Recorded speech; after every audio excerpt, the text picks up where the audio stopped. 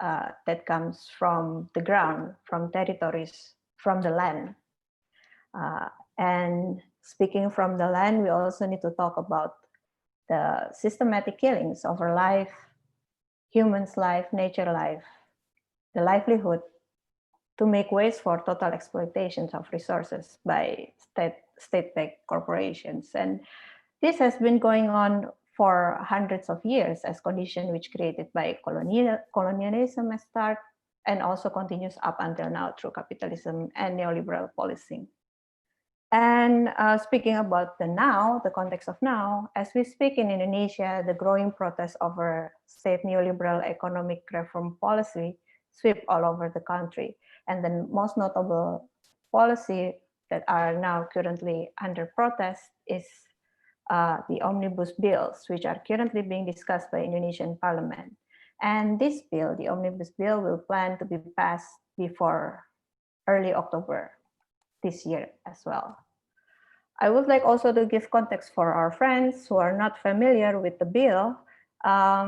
There is a comprehensive analysis text published in lausan.hk, written by Maria LM and JN, mentioning that these omnibus bills will increase economic liberalizations, attract foreign investment by weakening worker protections and strengthening corporations' monopoly on human and natural resources. And although the growing protests emerge everywhere throughout the country, as well as the struggle of people to continue their life during this pandemic, the Indonesian government also took this opportunity to pass another problematic bill, such as what we call in Bahasa Indonesia is Undang-Undang Minerba, or bills on coal and mineral mining, in June this year. A context about this bill pave ways for extractive industry to operate for a long time, up to 20 years.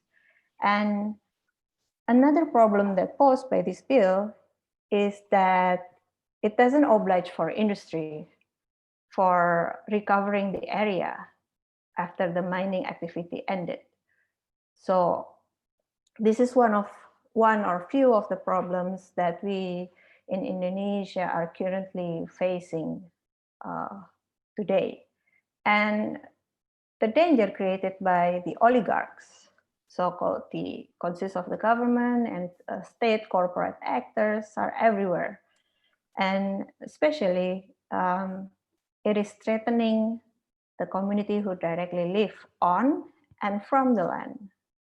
And this condition push people to get organized and struggle to defend their land and their rights to live. So I would like to give a context. The t-shirt, I hope you can see it, t-shirt that I'm wearing is actually coming from an organization of farmers in southern coast of Yogyakarta called Paguyuban Petani Lahan Pantai, PPLP, who is now currently in struggle to defend their land from sand mining industry. And the struggle is not a short one. It has been happening for already 14 years. So coming back to our event,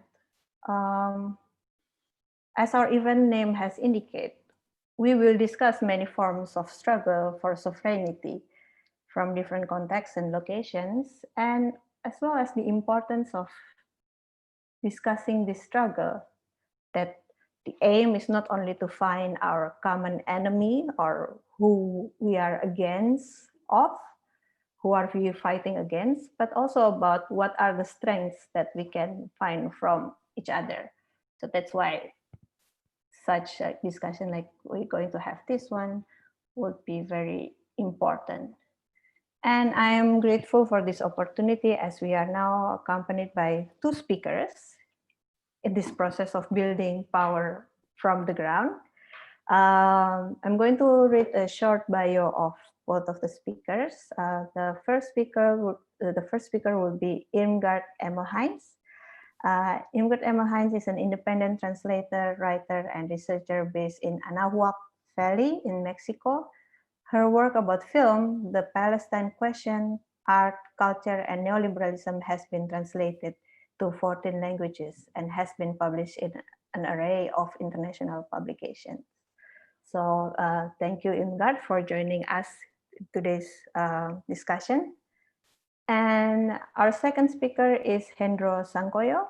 Hendro Sangkoyo, based in Jakarta, Indonesia, is the co-founder and principal of the School of Democratic Economics, or SDE, which is a cross-border learning network in Southeast Asia.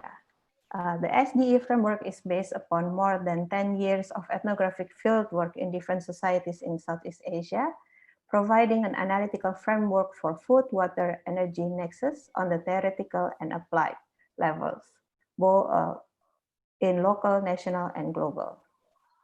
So from both speakers, we will have approaches on practices on building power together through ways of knowing, thinking, and collective actions. We will also have, for example, speculative fiction approach, education, but also the importance is how we're going to approach the future, especially the big questions. What kind of solidarities and alliances are needed in this time? And what practical steps we could take to realize these alliances in the here and now? So that's my introduction for today's sessions.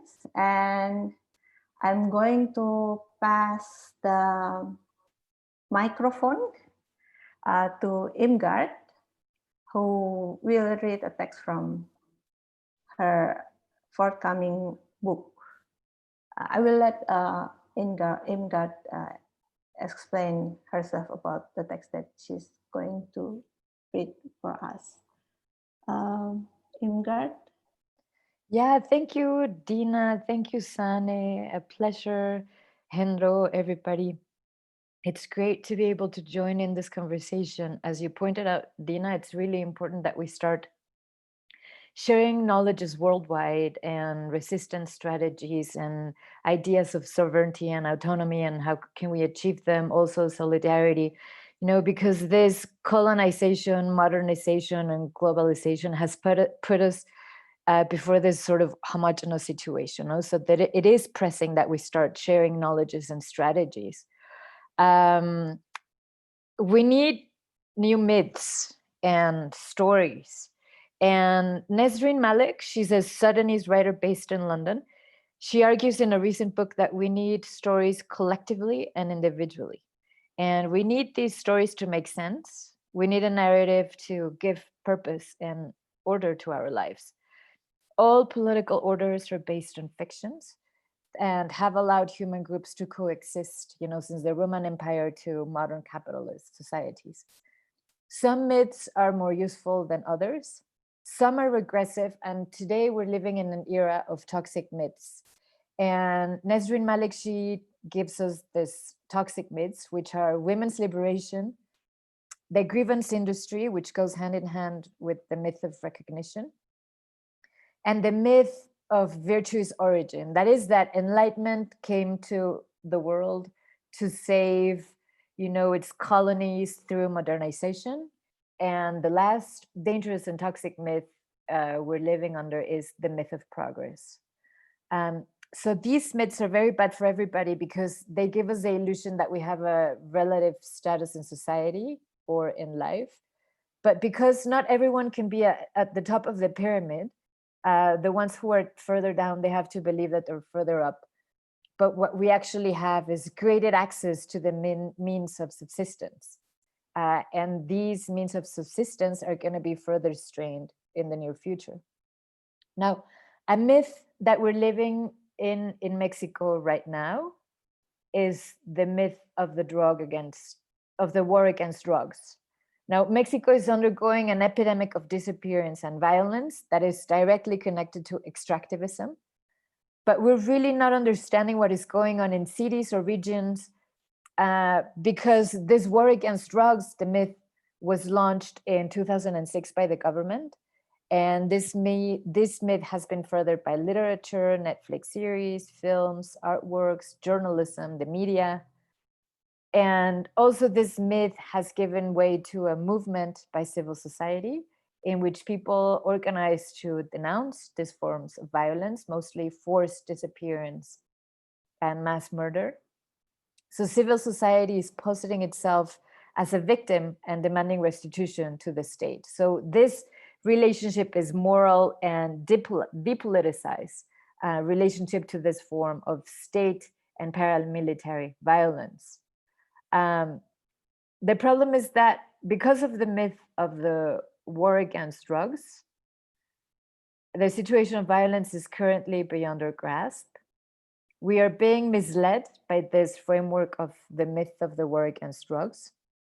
And it really doesn't have to do with greedy men and guns and briefcases full of cash or a legal and illegal economy. It has more to do with the expansion of extractive industries and the control of labor of migrant fluxes from Central America toward the US. So without a doubt, there are economic motivations behind this war that go far beyond the illegal drug war economy. Confusion is being part of the strategy. We are told that at the federal and municipal level, crime is being fought. The army is fighting crime, the National Guard is fighting crime, but this moralistic language is being used and victims are being blamed because as victims, they are suspicious of being involved in shady things, which is almost never the case. So this violence has been going on for more or less 15 years. The country is full of clandestine mass graves. And that, these are remains that can be counted and accounted for. But another strategy of this war is that bodies are being literally made to vanish on the extermination grounds on acid. So the array of techniques of this war are not particular to Mexico, but more and more we're seeing a pattern in Honduras, Guatemala, Colombia, the Middle East, Sub-Saharan Africa. Now, this state violence is being perpetrated by paramilitary organizations on behalf of the interests of transnational extractive corporations.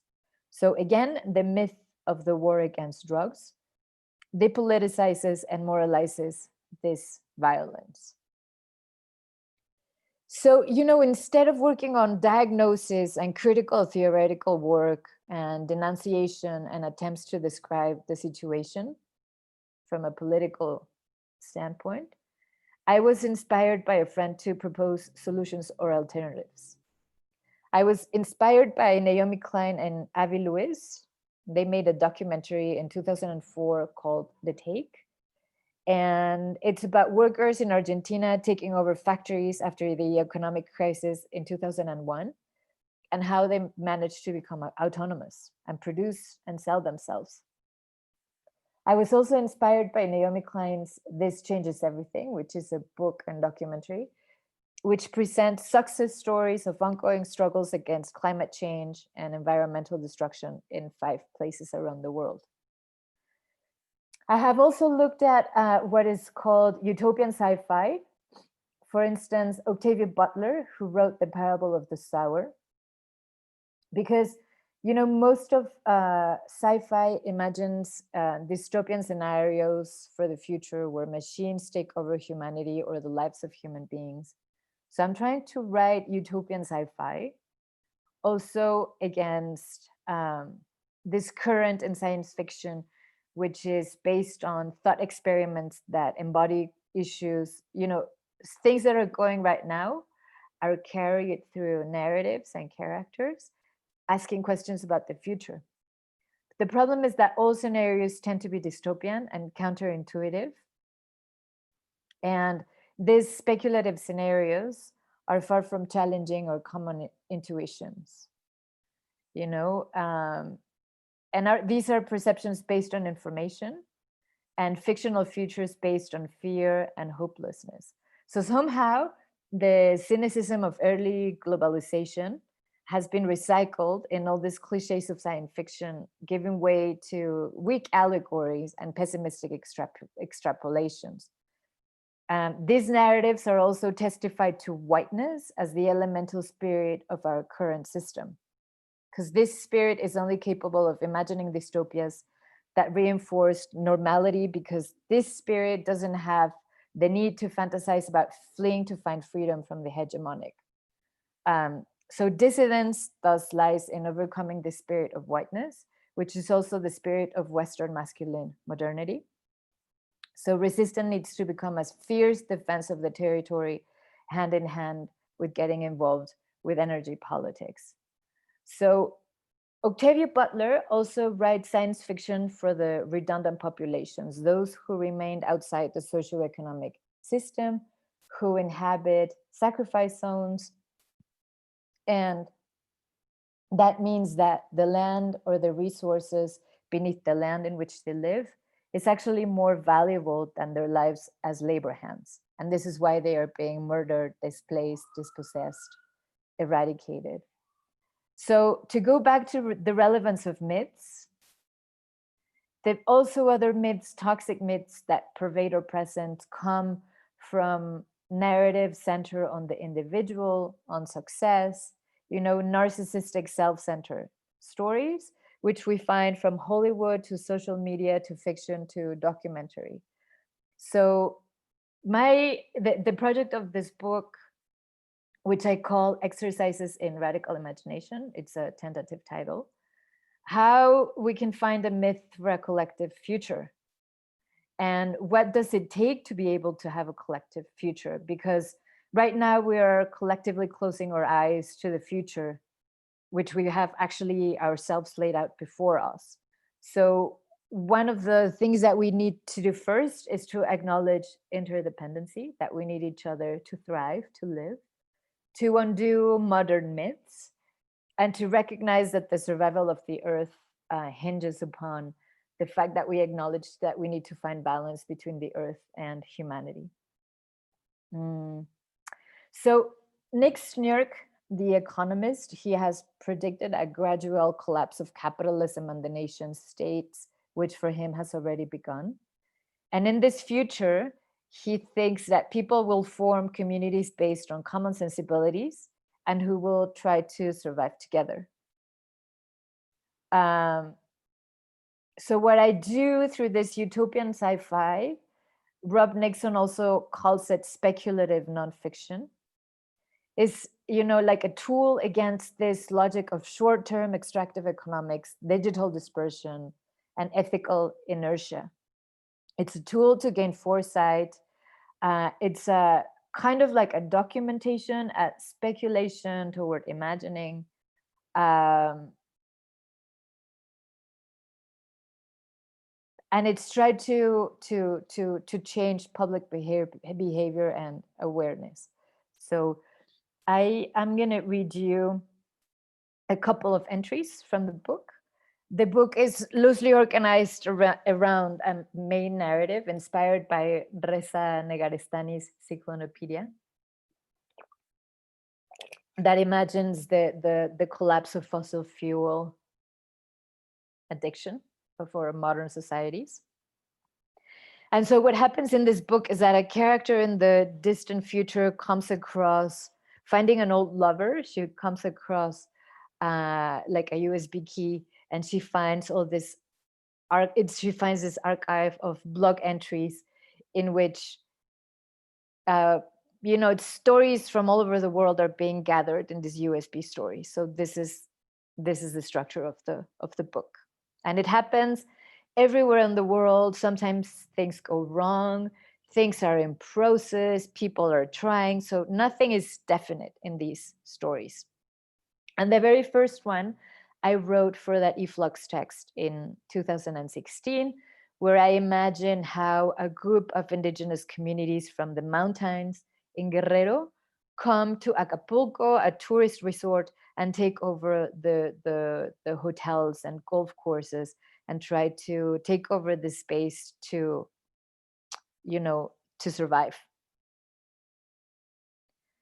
So I'm going to start with another entry.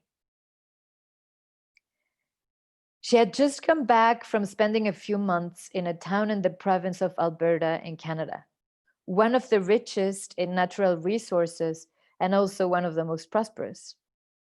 In that town, most people lived off the land, And what was particular about it, it was that it was built just next to an indigenous peoples reserve of the nation, Saddle Lake Cree. She came to tell us that what was special there, and the reason why she wanted to go spend some time there, is because a group of so-called Creole people, criollos, which means not originary from the land, were actively working to achieve reconciliation. A few years before, the Canadian state had published a famous report titled Canadian Commission for Truth and Reconciliation to reveal the truth of what happened in residential Canadian schools of the indigenous populations. These schools or internships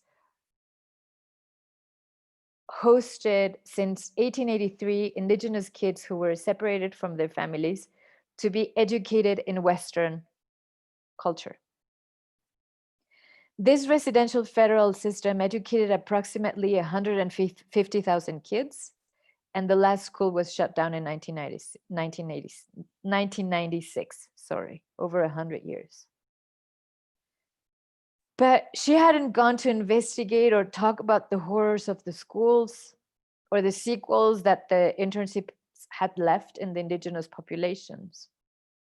She went there because that town in Alberta had a common history of racism in all of Canada, with the difference that inhabitants every day make efforts to achieve reconciliation. For a time, unknown people would invade property of the neighbors. When being persecuted, they realized that the vehicles of the invaders always headed to the indigenous reserve. This is how the Cree Nation were stigmatized in the village as criminals and home thieves. So for many years, the world around the town and the reserve existed in parallel planes, except for those indigenous men and women with addiction problems that ended up homeless, begging for money, drunk in the town. So the doctor of the town decided to approach the elder council of the reservation, and she was surprised when they welcomed her. She began to take part in ceremonies, including the sweat ceremonies. She made long-lasting friendships, and she began to understand the adversities faced by the indigenous peoples, which were based mostly on the effects of colonization. Eventually, she funded a friendship center to which weekly a small group of indigenous and non-indigenous members of the community come to, trying to find ways to get close to each other. The situation is very uncomfortable and weird for everyone.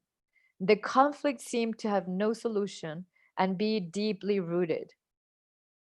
One day, the doctor invited the major to join their visits to the elders' council, and she also began to participate when she was invited to the ceremonies.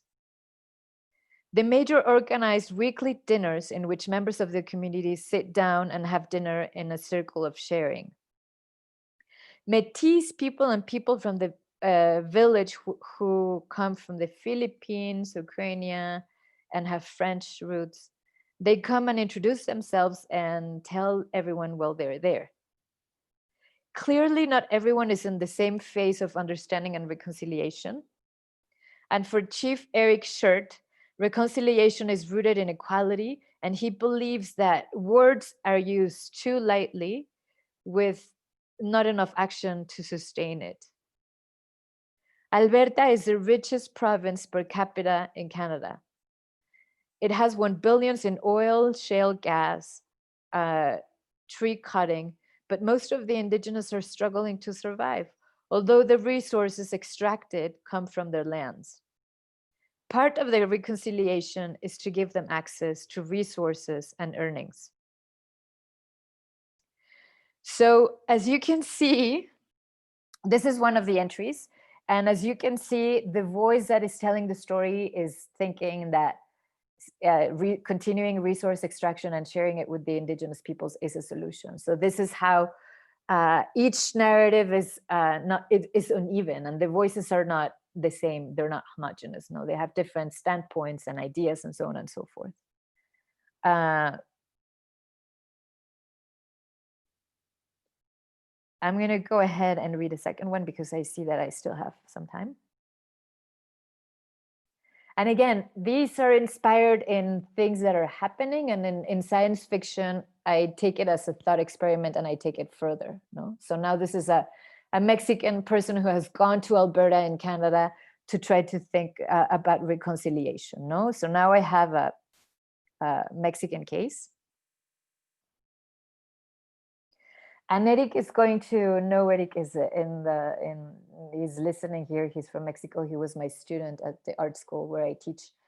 And he knows Valle de Bravo. It's a municipality in the state of Mexico. It's about 90 kilometers away from Mexico City. And it's a place where a lot of middle class, upper class, and rich people have second homes for the weekend. And many of these city dwellers have migrated. Now with the pandemic, a lot of people are more or less permanently there. So in this entry, I think about a mixed decolonization exercise in Acatitlan, one of the villages in this municipality. And it's a village of 1,500 inhabitants within the municipality of Valle de Bravo, very close to Mexico City.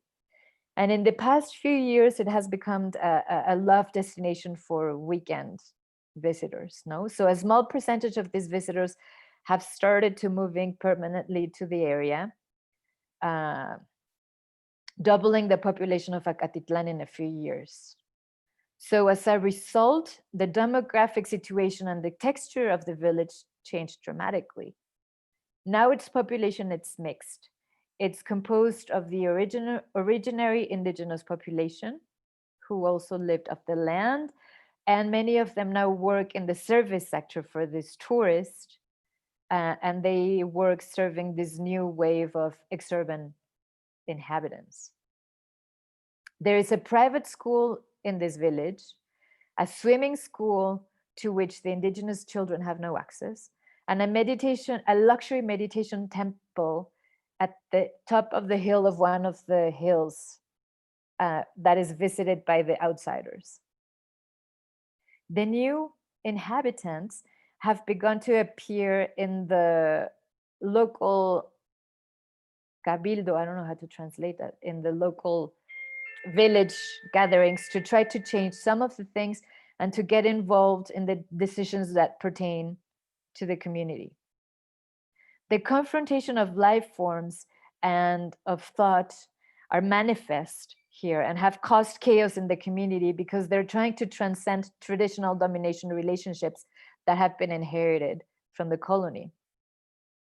So one of the first challenges they faced was that a pedophile neighbor was accused by a 12-year-old girl who ran to tell her mother that this 50-year-old or so neighbor have asked her to lift her skirt for him. So apparently this neighbor has been living there for many years, and some of the originally families from Acatitlan have already come to the habit of sending him their girls to play in his garden. And he reciprocated with favors to the families of his girls.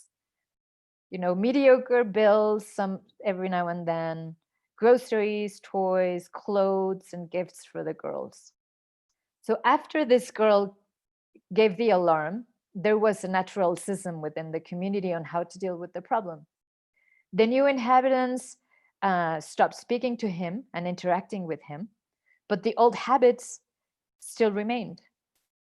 So the members of this mixed community have given themselves the purpose to get organized to the values of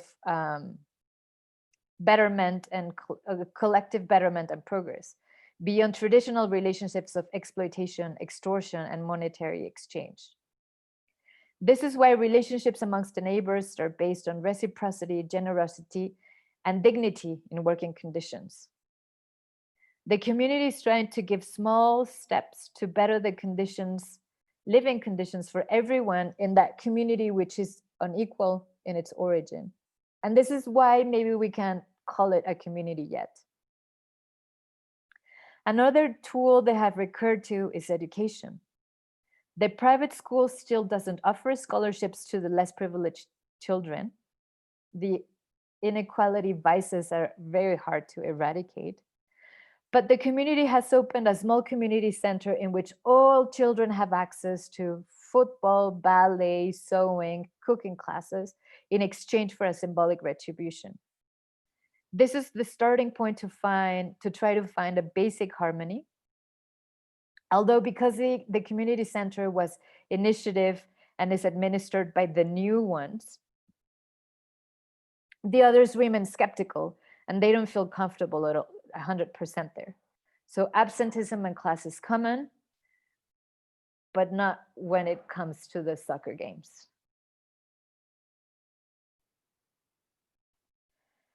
So we can discuss them. Sane, I want to ask you if I can read a short one, or we can move on to Hendro. Let me know how we're doing with time. Or Dina. You still have 2 minutes left, so perhaps maybe you can add more. I don't know if 2 minutes enough for your short text, or yeah, I think so. Maybe I'll Okay. take 3, but okay. Go ahead. so this is another entry also happening in Mexico in the not so distant future. A standing rock had been created in Tenosique, Tabasco, to stop the construction of the Mayan train. The camp had been erected 6 weeks ago, where a train station was planned to be constructed. The camp reminded everyone about the camp that had been erected in Mexico City in 2006 to contest the result of the elections. Back then, over 1 million people helped to block for 47 days the main artery of the country, Reforma Avenue in Mexico City. Their demand was to recount the votes. The slogan, vote for vote, poll for poll. This model of Pacific civil resistance had no precedent in Mexico, and none of the camps that were erected during Occupy Wall Street that came along with occupations all over the world was equal to it in size. This camp in Mexico City had 47 camps with up to 3 million people for 47 days along 8 kilometers.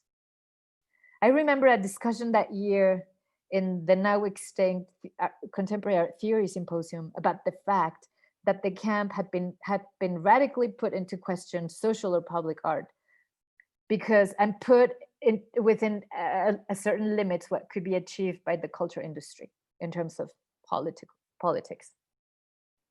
The camp in 2006 had been erected with plastic roofs with similar structures to street markets in Mexico City. And it had living areas, cleaning areas, areas for meeting, restaurants, to do sports, for childcare.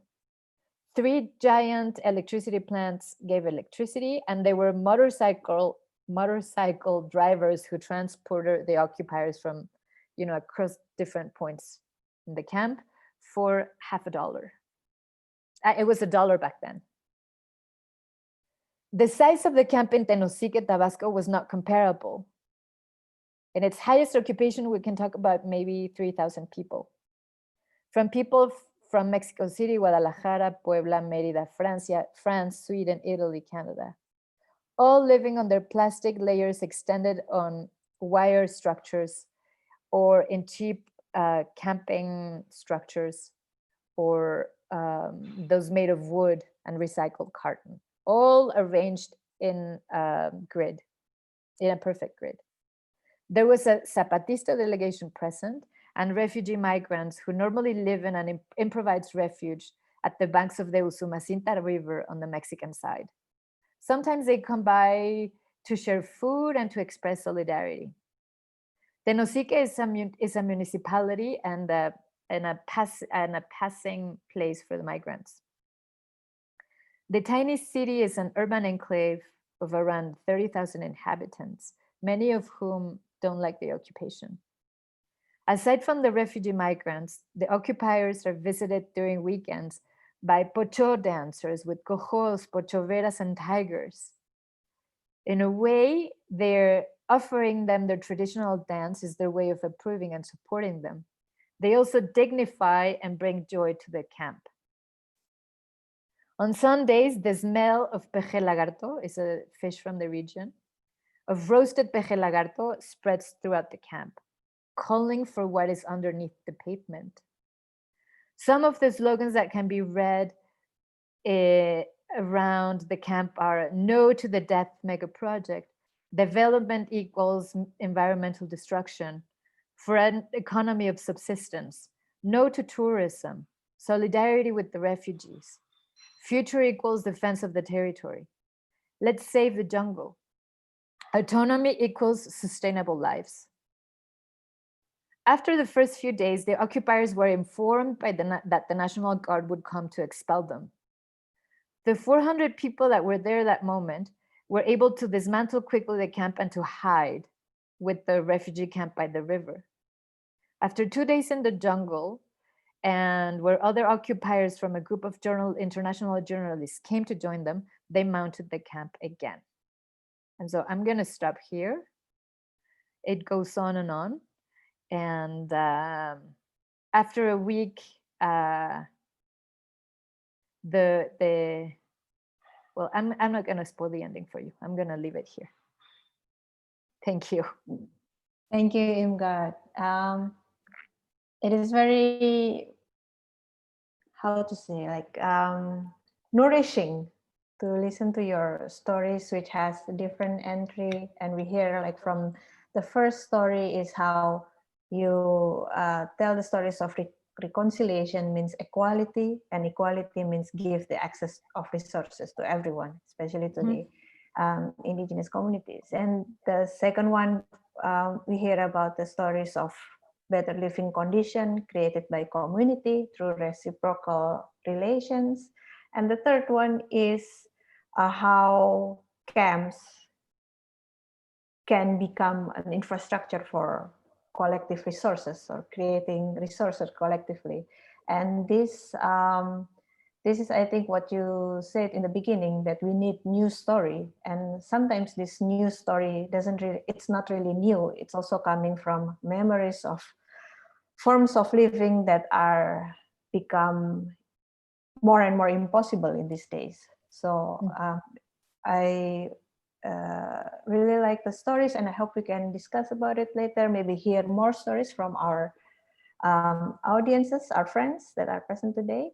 And I also want to remind those who have questions in Facebook and YouTube, or those who join in Zoom can chat directly in the chat box, and we will discuss it later. But now I will continue our session with Hendro Sangkoyo, who will share his experience on working with the School of Democratic Economy, and give insight into ecological destruction and forms of dispossession powered by extractive industry in Indonesia. Well, it's a summary, but of course, Mas Hendro, you can approach your time as you prefer it to be. We have more or less 25 minutes. Thank you so much, Dina. I'm really grateful to be able to join this very interesting exchange. First of all, I'd also like to greatly appreciate Imgard's presentations. It's really familiar with what I've been doing, and also the cases that you mentioned. Actually, it's also close to my heart. And I remember in 2014, actually, I met a professor from Mexico, near Mexico City. Actually, his name is Octavio. He's from actually National Assembly of Environmentally Affected People. It's very courageous work. He worked with many friends in Mexico City. So we get together in a small town in Italy with friends from Latin America, Europe, and all that. Just try to exactly ask the same question we are asking ourselves tonight. Okay, I'd like to share my screen. Can I just do it right away, Dina?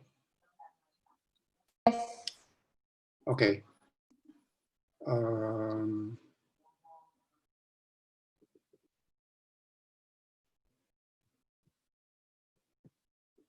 Okay, let me.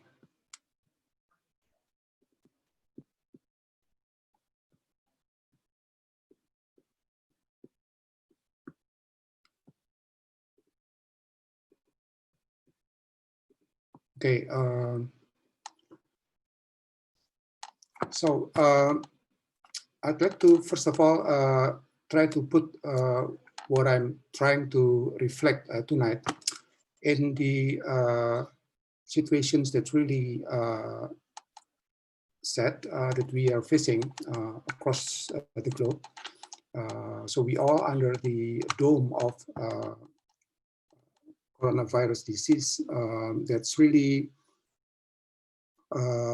put us in a, you know, and it's very interesting position. So first of all, is we all are very vulnerable to it, you know, regardless of you know, economic status and all that. And of course, the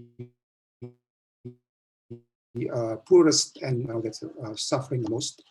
And also, there's an urban bias, as far as I, you know, understand from my friends in the fields.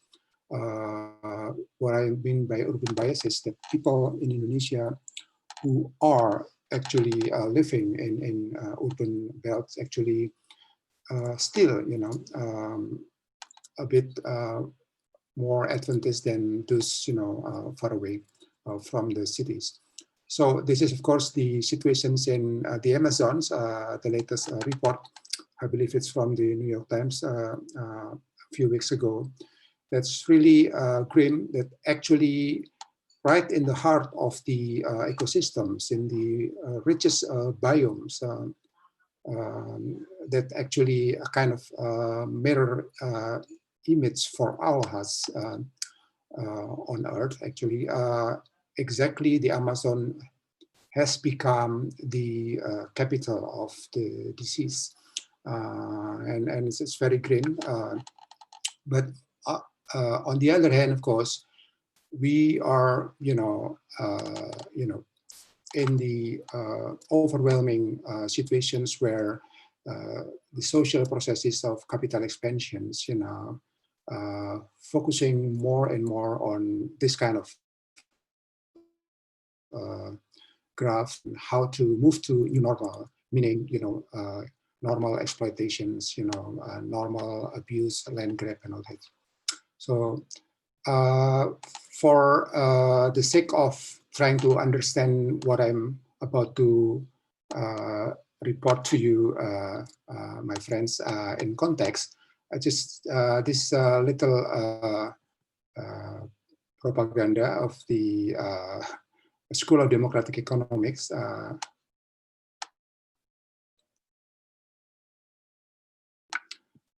So we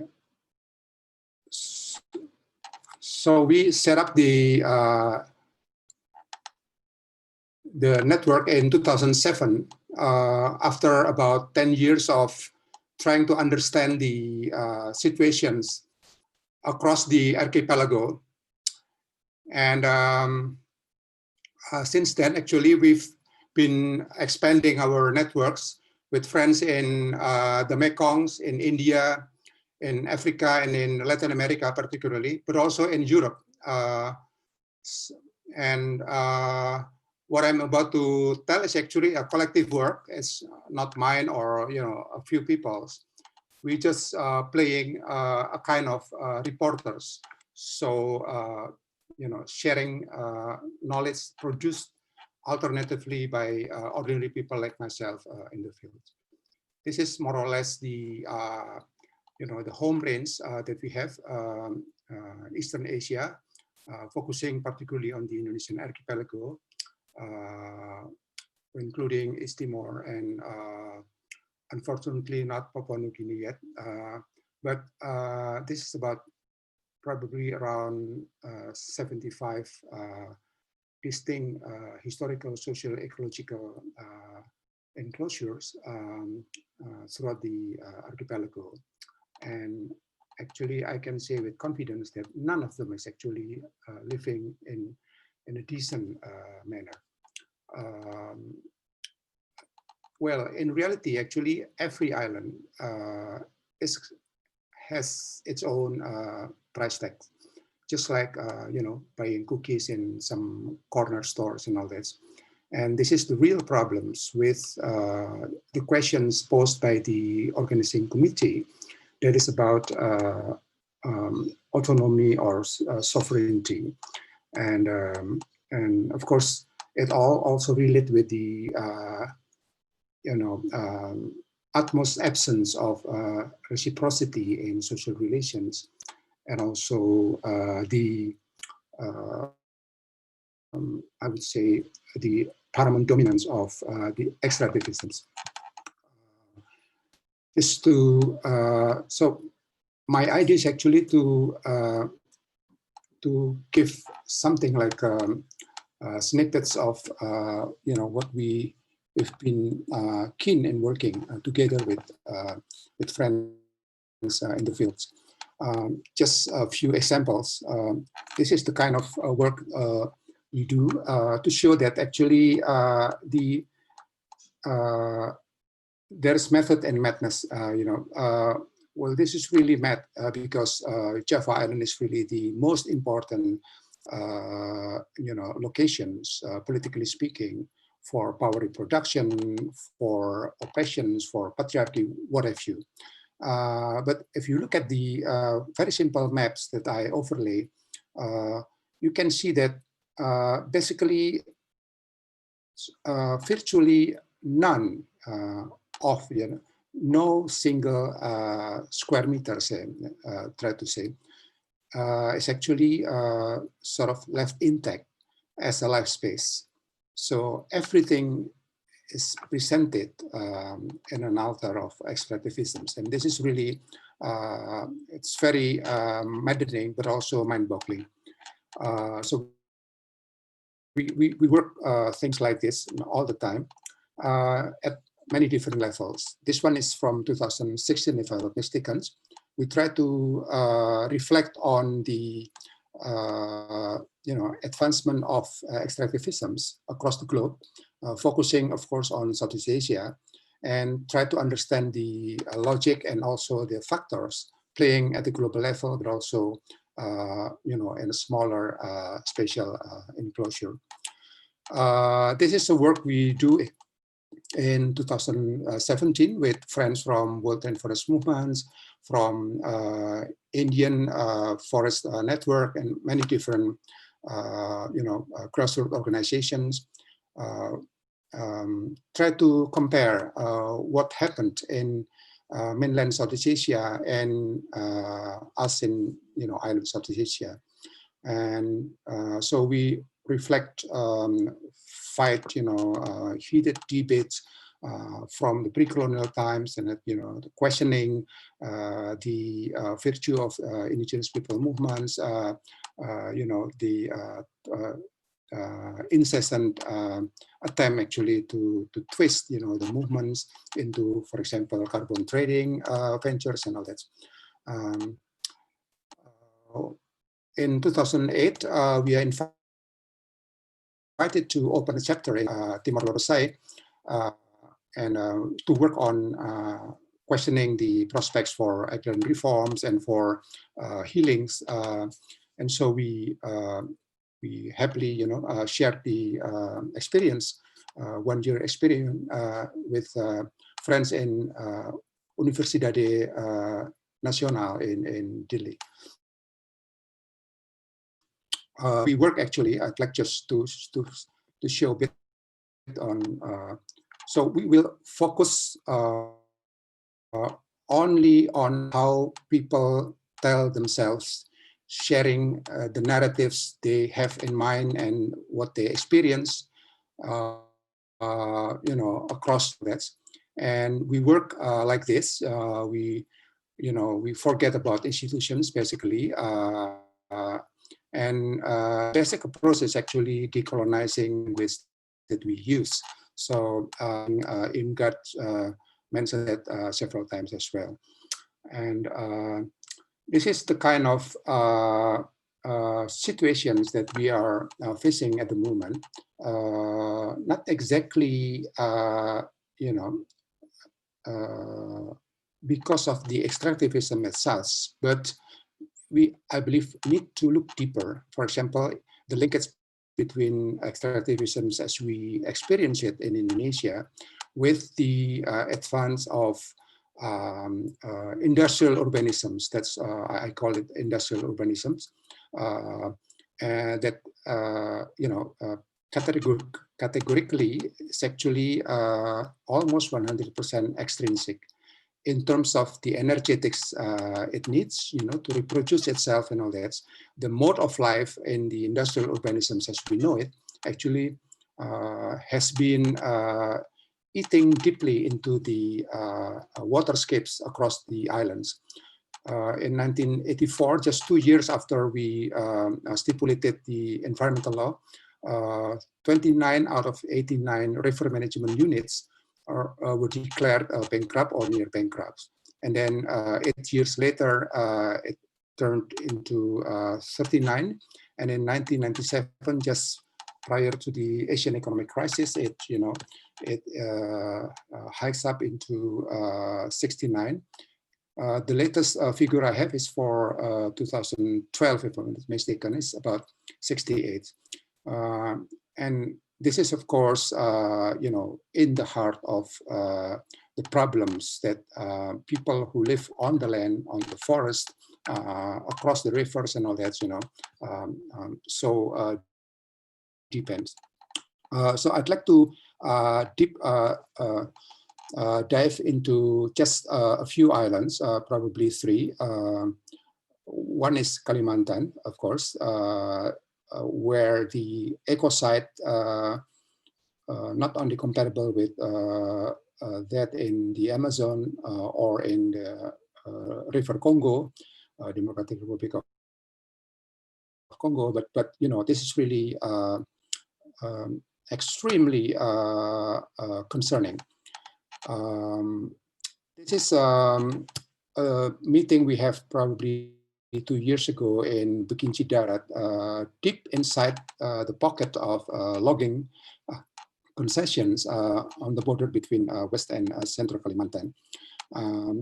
If a mother would like to deliver a baby, then she or the family must call the company, and then 2 hours later, the company's car will arrive at the, you know, locations that's really remote, and then, you know, returning back to the nearest town to get, for example, the baby delivered if you need some cesarean surgery, for example. So it's really, really, it's kind of after, you know, almost 50 years, you know, of the New Order development regimes, you can still see exactly the same logging companies, the same situations, and in fact, it's worse than you know, the idea of, for example, logging companies during the you know, era where Raja Brooks, for example, developed things like that in Sarawak, for example. This is a long durée observations that we update every year. We follow, of course, the beginning of extractivism in Kalimantan. Of course, we stand on the shoulder of giants. You know, friends from French academicians, for example, is very, very good and very keen in trying to understand all this, the historical aspects of extractivisms.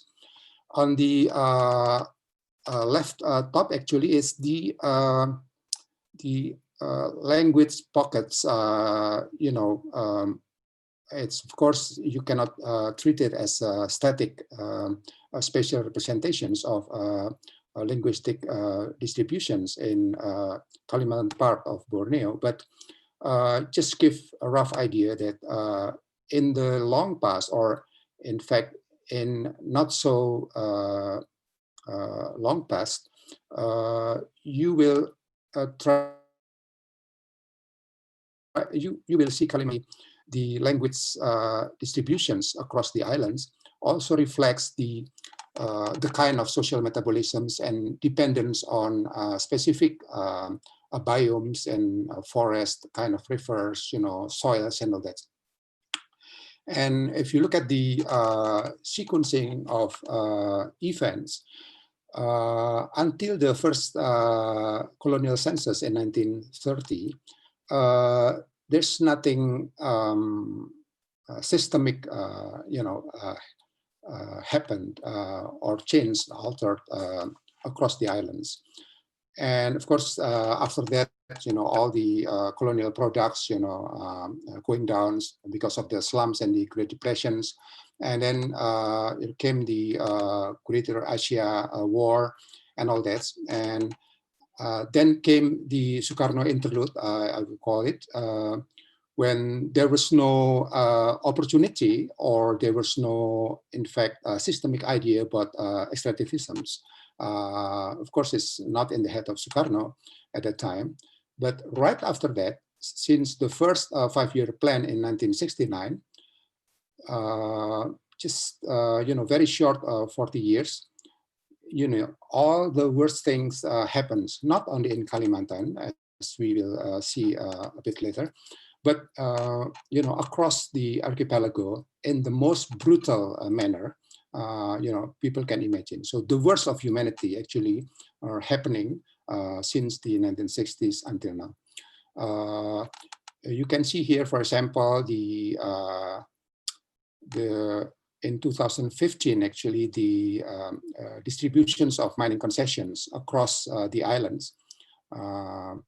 And in between 1973 to 2010, this is the sequencing. The red one is actually the latest deforestations. And a report, I think a collective report in 2010 or 11, mentioning that 1/3 of the terrestrial part of Kalimantan is considered ecologically bankrupt. And on top of that, we are now faced with really, really mind-boggling idea about abusing more, the big islands, increasing the intensity of mining, as Dina mentioned earlier, the enlarging both area and intensity of oil palms, even the mind-boggling mega projects, more than $30 billion of real estate projects, basically, in East Kalimantan, the mega hydropower plants and all that. So this is the situations. In 2017, we tried to work around this questioning of the narratives, decolonizing the narratives about Kalimantan. Not that, all the academic research and all that's useless, but there's a urgent need actually to develop a different kind of epistemology. Friends in Zone of Defense in France mentions about, for example, slow theory, about slow epistemology, breaking mechanisms for everything and all that. So we decided actually to listen very, very careful manner how the shamans, how the healers, mostly women, share their stories about the island's decimations, about their life suffering, about from their grandmother all the way to what they experiencing. And it's really, it's like a cold shower. It's humbled us so much, and we still get together and preparing for the second meeting with the Balians. It's called Balian there. It's like Kiran Desai's novel about the inheritance of loss, if I may. This is the context, of course, colonialisms. And so if I were a delivering mother, then I will tell my baby that from now on, I will deliver my loss and my suffering to you. So it's inheritance of loss. And so it's very sad, idea, but this is really what happens. And of course, we play around with words like this, and fights, and because these are shamans with all this esoteric knowledge about things and all that. We learn so much in a very short times, and a lot of shocks as well. This is, for example, we learn the connections between loss of life from the anthropocentric point of view, with the more Anthropocene idea about social ecological memberships. The bright green is actually the only patches in the 9 main watersheds across the islands that still considered can survive. You can imagine how devastating it is. This is my teacher and friends, Supina. She's the one that played gamelan here. She's a very amazing woman and healer, and she consistently tried to see the world and view the crisis in a very cosmological way, and she will help everyone, including people who actually destroyed the life for her community, the mining workers and all that. And she is a very beautiful soul. And this is her family, and we still in close contacts. And when the virus came, the COVID-19 came, the first thing that came out from her mouth is, "You think you want to kill these little friends, and it's impossible. Ask them to go home." And we all, got puzzled, of course. What? Ask the virus to go home? But then we had a long series of discussions. Then we realized the genius inside Supina, that actually, in fact, this is the devastations of the biomes particularly across the equators, and of course the only way actually to imagine healing for all of us, human and non-human, is actually to think about something like a recovery condition, so that the virus is not having to jump to another zoonosis waves and all that. Just amazing. This is again also, she teaches dances and music actually as a way of reviving the spirit to resist modernity in a sense. And this is from a different part, middle part of Mahakam life space.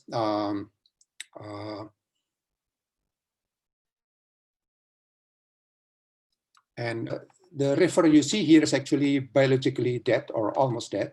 And in in the face of this grim reality, then they change into this swift nest, this apartment look, houses there. And the reason for devastations is because of oil palm land clearing that somehow drain all the very high acid pyrites and pits actually all the way downstreams, and with it actually they kill the freshwater dolphins and all that along the way. But not only that, the situations actually created for the first time unprecedented disaster. That is the loss of the material basis of solidarity institutions and reciprocal social transactions. So the economy that's very, very feminist, if I may, it's only turned into, everyone is actually in flux. What should we do? The list of nameplates here, toponyms here, is actually, all these gates where smaller tributes actually you know, meet the main rivers, and this is where the fish, you know, will turn out. And Sawaran is actually the name of this collective work. And when they get, for example, 50 kilos of fish, then they will distribute it. First priority is the weakest, you know, the oldest women and all that. It's amazing, and it's now almost gone totally. And of course, schooling is going on. So what's schooling? I mean, look, just look at the look of you know, the boy in the front. I mean, it's really, I mean, you won't be able to sleep at night, you know, just looking at his stare like this. You want us to take the instructions, schooling, what for? I mean, you destroy everything. Our life space, you know, what is the schooling for? And we move to Java again. This is all sub-provincial districts suffered tremendously from the so-called economic boom throughout the New Order regimes. And this is the loss of land and water. I pick one province, that is the East Java province. This is the one that Dina mentions earlier about Kulon Progo. And there's actually nearby the PPLP, Persatuan Petani Lahan Pasir, Lahan Pantai, maaf, sorry. There's also this new Yogyakarta International Airport that's actually, you know, it's reminds you know, of Narita, of many different parts. And of course, the oldest resistance against projects like this is probably the ones in Notre-Dame-des-Landes in France, the Zone of Défense. And on my visit there, actually, I'd like to just to show his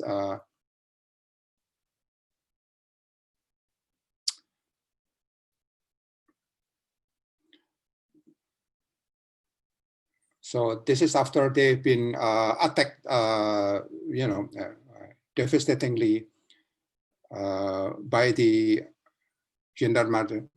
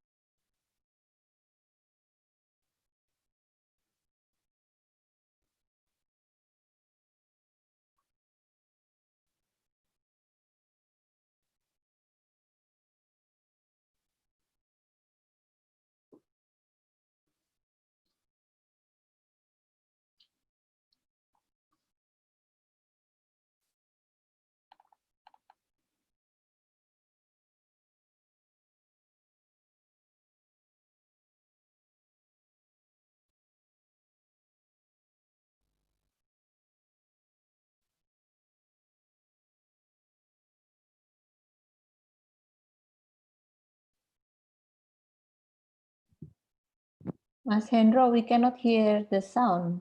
Maybe can you check? Oh, okay. And also 2 minutes left.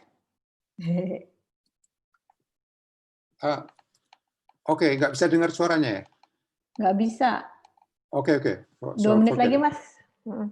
Okay.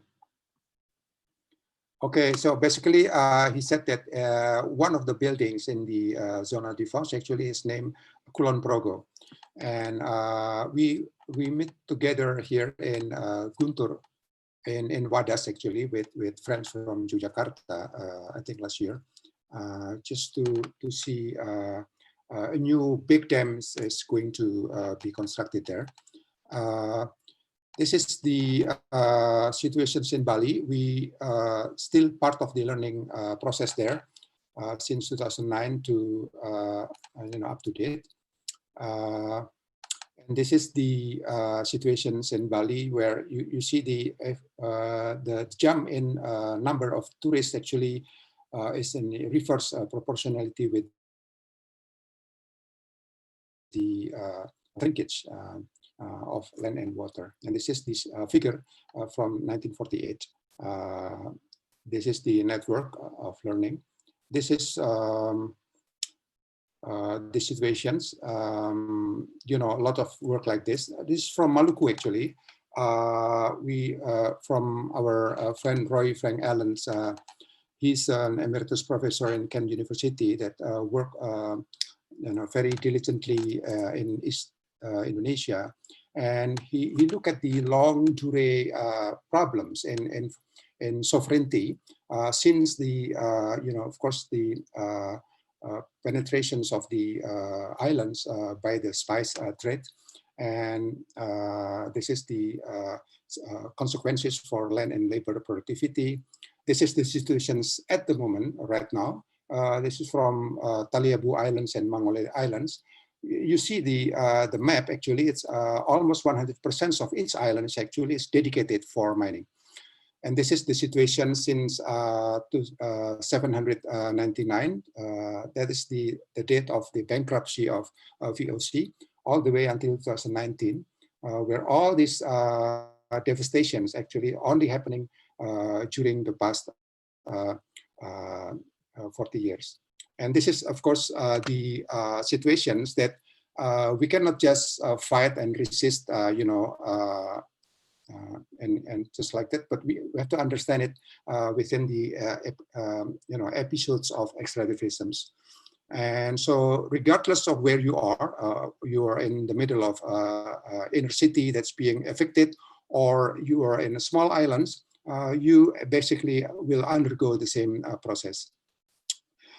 This is there is a concatenations actually of devastation. So it's the you know, the pressing of time, and so it's getting accelerated and speedy. So this is we came with the early in 2007. We came with the idea of how to let the people in the academics between the social sciences and humanities divisions and the natural sciences, ordinary people with no schoolings and all that can talk together. And so the idea is actually to talk about life space first. If you do know your life space, you cannot fight and you cannot heal what you know is suffered or lost. And so HSEE is actually abbreviations from historical, social, ecological entity, and this is some of the you know, work that we do. So basically, the strategy is language, linguistics, because we all operate in language. That's the last word I think I'd like to say. Thank you so much.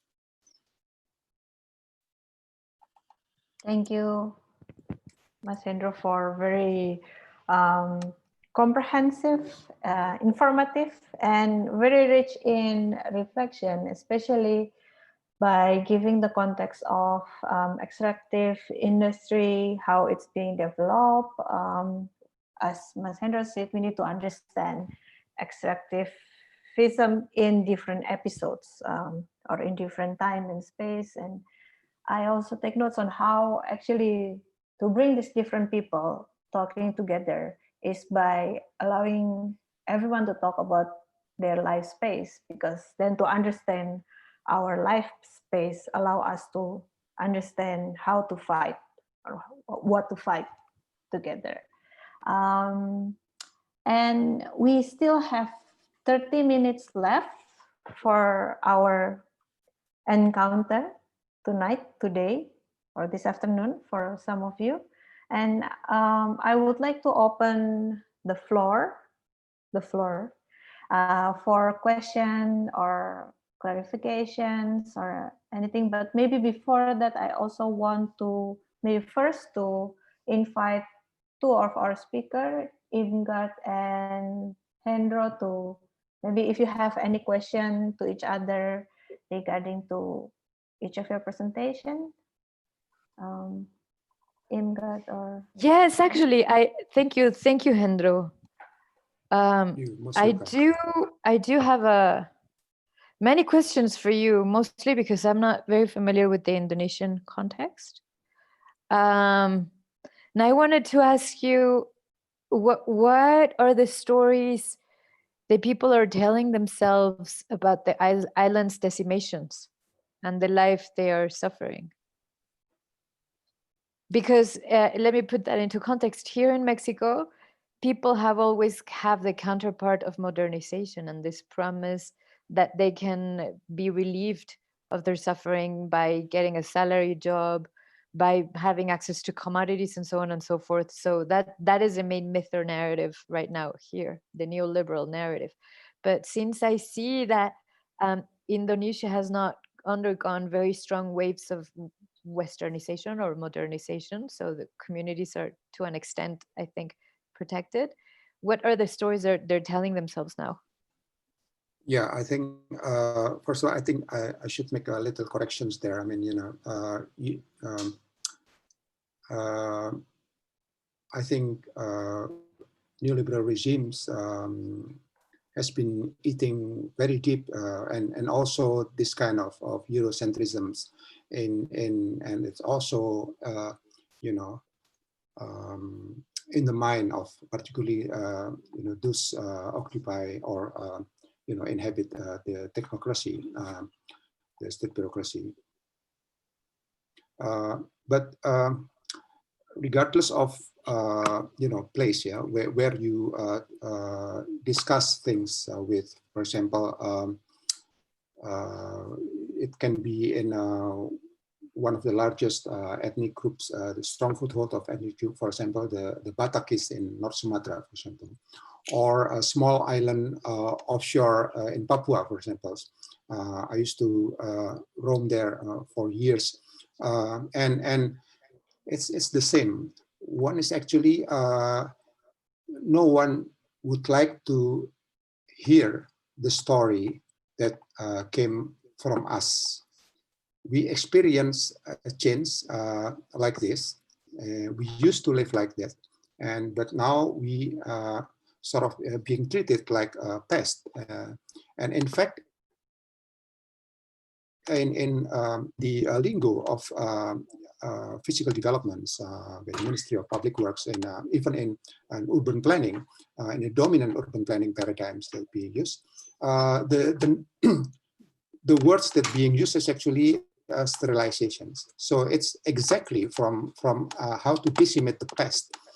And you can imagine if I mingle and becoming an adopted family member of a sea-dwelling community in offshore of Papua, and they will tell exactly the same people.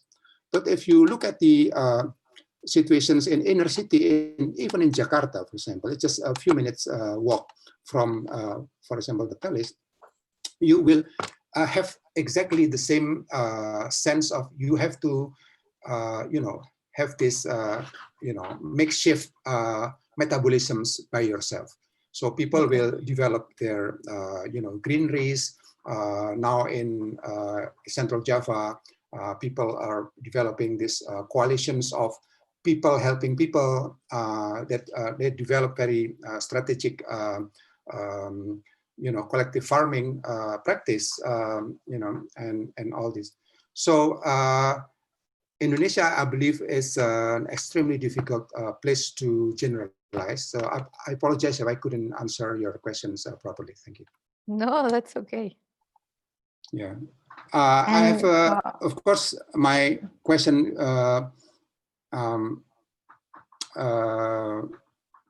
has to do with the, you mentioned, of course, the war on drugs and all this, and I try to follow very closely, the kidnappings of the school teachers, and in the past, very, very grim killings, and now became a book, I believe,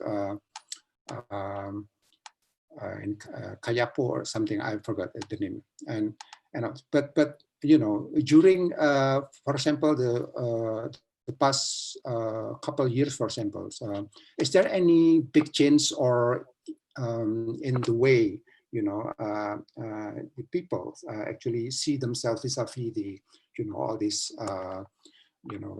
black economy that's really, sort of strangling, the life there. Yeah. And how it feels to be, a person like yourself, for example, or academics like my friend Octavio from Mexico City, for example. So must be very, they must develop their habits of, life close to death. I'd like to just to listen a bit on this. Thanks. I'm not very sure what you're asking, but does it have to do with urban life versus rural life? I don't hear you. Actually, the situations with the narco networks, but also the violence, the state violence, and the crisis, and just how life these days look like in Mexico. Yeah. Well, see, as I was saying at the beginning, the narcos and the criminal violence is a myth. What is really undergoing is a massive wave of state violence perpetrated by paramilitaries to cleanse the territories for mega projects and extractivism. So this myth of the drug wars that has been perpetuated, in Netflix, in art, in literature, in films, is very dangerous to what we're going on, especially because it makes it very confusing. So, and as I said, the pattern that we're seeing in Central America, Southern Africa, Middle East, this Blackwater model of violence that spreads. They take up like local, for example, in parts of Africa, they take ethnic conflicts that result from colonial partitions of the land, and then they become perpetuated endlessly so that they can take control over the land. So having said that, that kind of violence is only happening in the countryside, and you can start seeing coincidences of where violence was very, very high 5 years ago. Now they're doing fracking or mining. So that in relationship to Mexico City is a completely westernized pocket of privilege that is protected with police and surveillance and so on and so forth.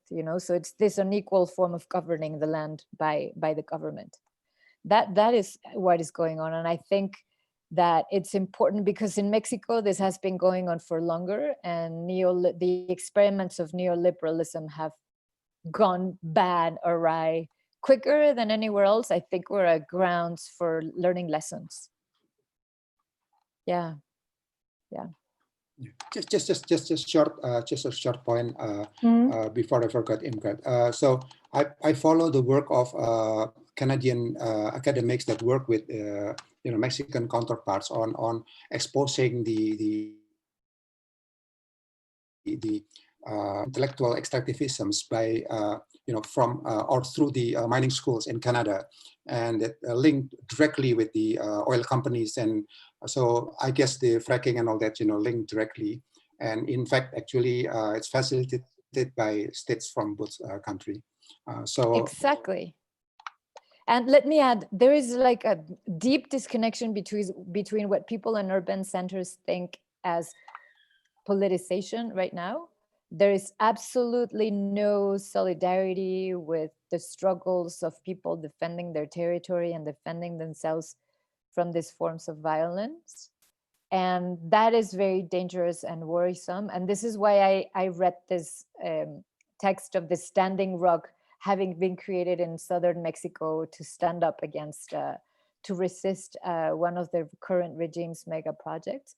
Because it's really important that we start to understand that we need to weave rural and urban forms of resistance, and that we privileged populations can, for example, boycotting these global commodities. No, in the history of colonization of the world, there has always been a commodity that has predominated And that's what's been extracted and stolen from the peoples. You know, in the 16th century in Latin America, it was gold.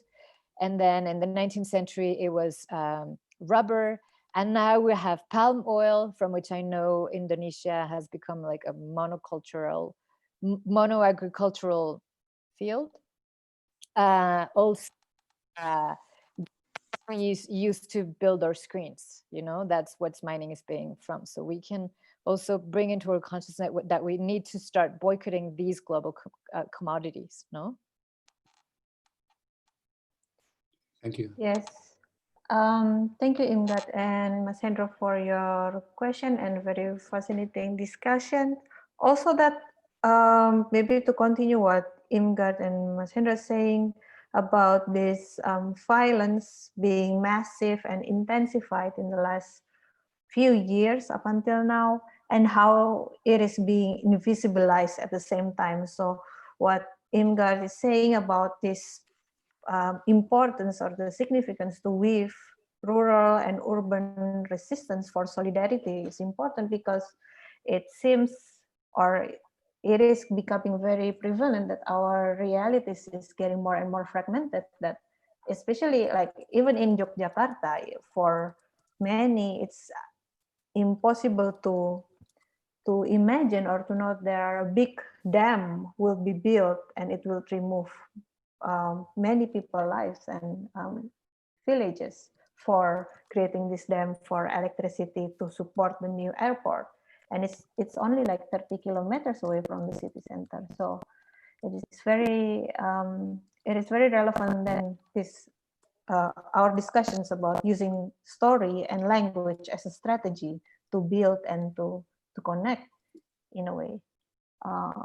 So just to want to add that a bit, maybe for another points of discussion. And I'm still inviting those of you who are joining us in Facebook to send questions through the Facebook page of Struggle for Sovereignty, and those of you who are in Zoom also can type your question here. And we have actually one, or actually two questions from Silvania Hutagalung. I will read Silvania's question. So I think we can all read it in the group chat, no? But I will read it anyway. So Silvania read some of the articles from Imgat and Mas Yoyo, and I'm interested with one of the articles where Mas Yoyo said the place should be understood as a holistic entity with their cultural and historical values. So to understand kampung is a word, the direct translation will be village or rural.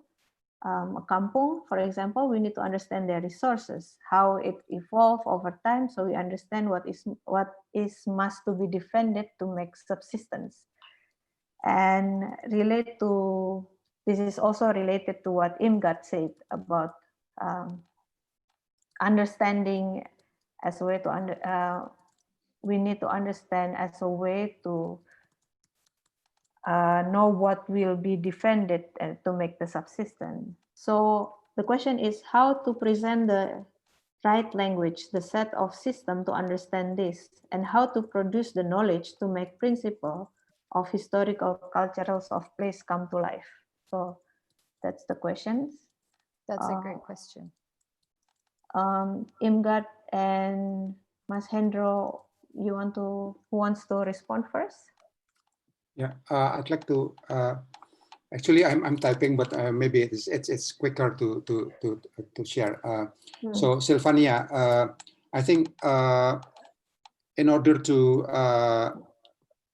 start discussing about your questions, I think it's important to realize that capital processes deploy completely different chronotype and spatiotype from those of the social ecological processes. Lots of slides and movies and animation on that, but just in short, you can imagine, for example, when a minister or echelon-free bureaucrats being asked about the prospect for next year, for example, first semester next year, or for the national budgets, then they think actually in fiscal year, they think in terms of durations of tenor for obligation, for bonds, for basically for loans and all this.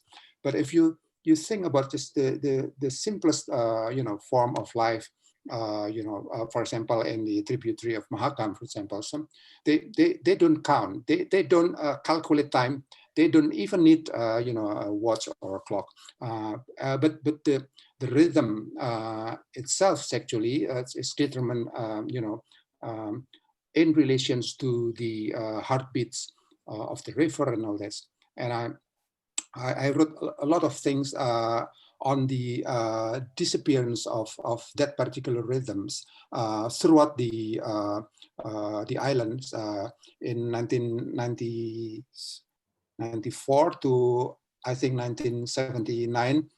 So 1974 to 1979. I'm sorry, 1994 to 1997. I interviewed about 100 Dayak youngster or younger activists actually in a co-working with a movement there.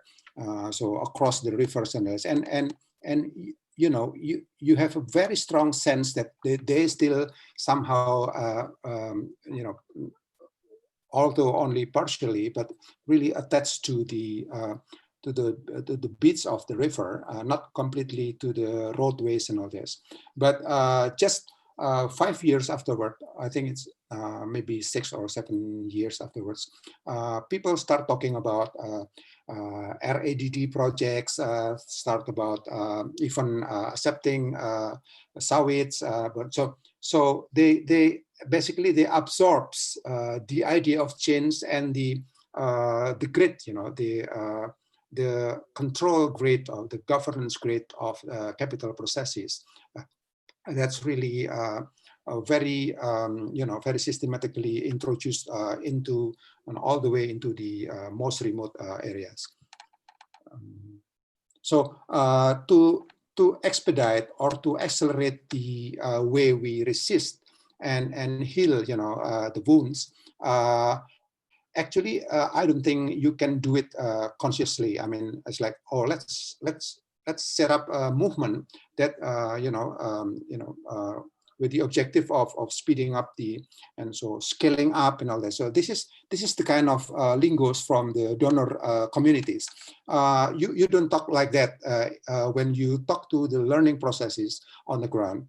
But what I meant is actually even the pace of crisis deepening is getting accelerated, very clearly. And so that actually created its own nemesis.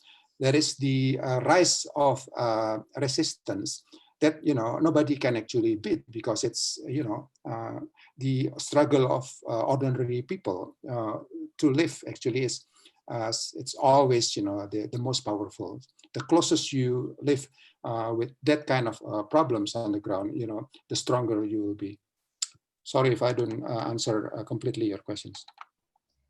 I also have a response for Sylvania as well. So I think it's really valuable to organize a resistance strategy around this understanding of the holistic value of the land. In Mexico, actually, thanks to the Zapatistas who rose up in 1994, the state recognized the cultural specificity of originary peoples in Mexico. So at least in paper and at least legally, indigenous communities have the right to self-determine, and they can defend their land or the territory that they inhabit based on the proved cultural link to the land. Okay, so there are teams of amazing activist lawyers who designed lawsuits to defend territories against mega projects and dispossession and displacement, using a mix of international law that recognizes indigenous rights and national law. The problem is that they have been recognized as cultural entities, and Mexico is now conceived as the multicultural nation. But this is depoliticizing indigenous communities because they're not granted political autonomy or sovereignty. The state grants them a consultation process if their lands are going to be used for mining or for infrastructure and so on and so forth. But that's only cosmetic, and they have no autonomy or sovereignty. So I think still using the law and using that cultural link to the land, we need to foresee a politics based on territory or soil use that the state will recognize. Or maybe we can talk about the difference between autonomy and sovereignty, but I'll leave that right for now. Thanks, Imgat. I would like to invite actually Sylvania to open your mic and maybe tell your question. There is a second question actually to Mas Hendro directly about what you mean by pemampatan waktu, but maybe Sylvania, you want to, where is Sylvania? Actually, I answered that question just already now. Yeah. So go ahead, Mas Hendro. No, I mean, can I just show just one slide, please? Yes. 3 minutes. Yeah. Just to answer that, because I think it's very important questions.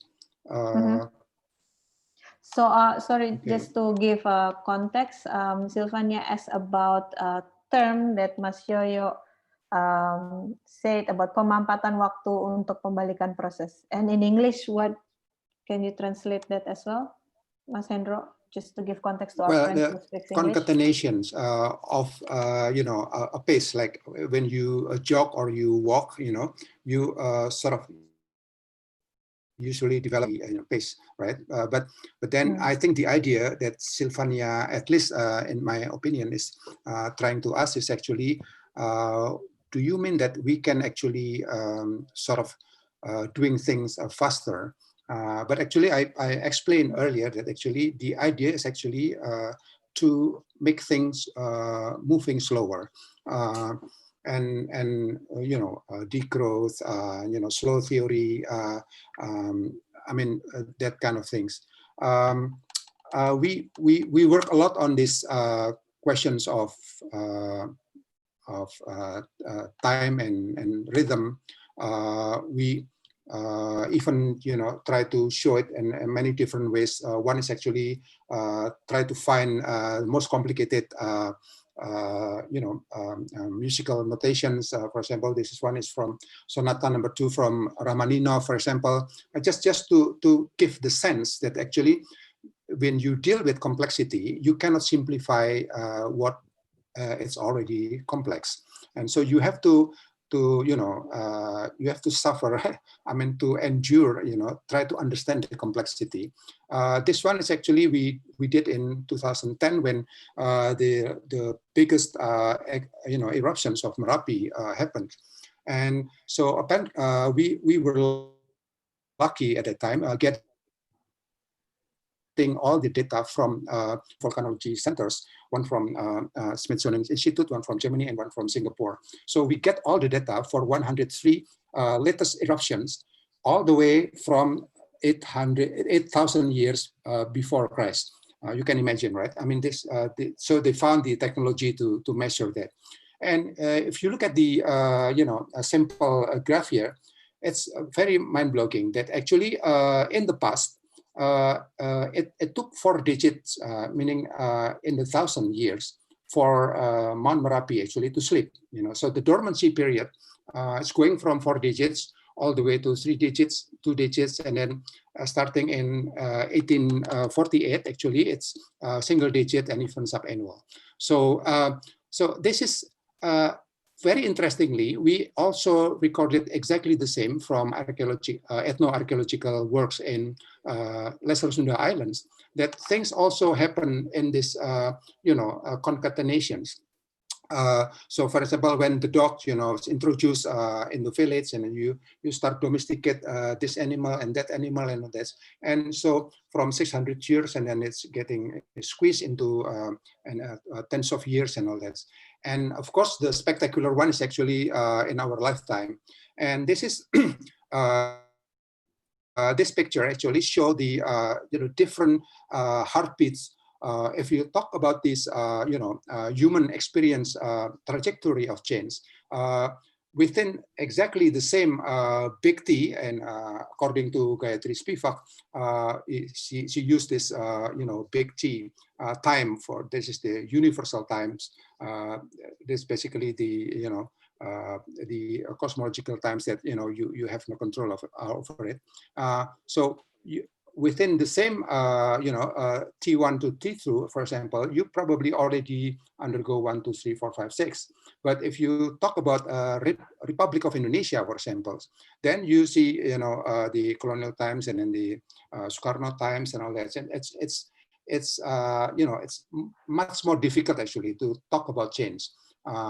And if you look about the biospheric level, the largest one that we know on our planets, now we move into a very scary period where the age of animal and plants actually it's about to end according to all the patterns of change that happen until now. And so this kind of differences, you cannot belittle it and talk about just one single indicators and all this. And this is actually a challenge for everyone. I think that's about it. Thanks. Thank you, Mas Hendro. And actually, Sylvania also add, maybe Sylvania, do you want to open your mic directly and Okay. expand to your question? So you can ask directly to Mas Hendro and Imgard actually about what you want to ask. Actually, maybe this cannot be explained through a very limited time in these discussions, but always in the field, on the ground, the most difficult things is to set the language and how to, to produce the knowledge together so that the sovereignty is not just an idea or a discussion.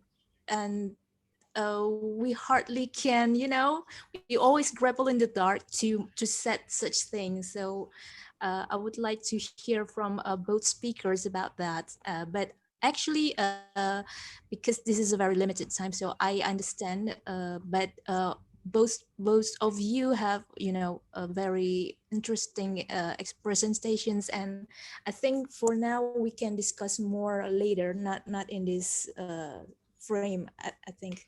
And thank you both to Pak Yoyo and Imgard. A very interesting discussion. Thank you. Thank you, Sylvania. Then